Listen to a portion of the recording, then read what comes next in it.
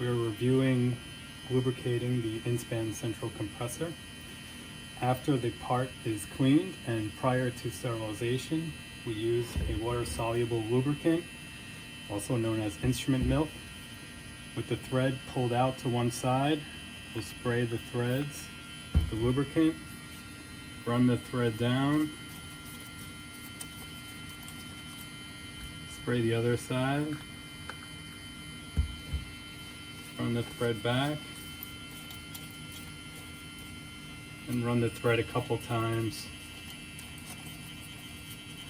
Remove any excess.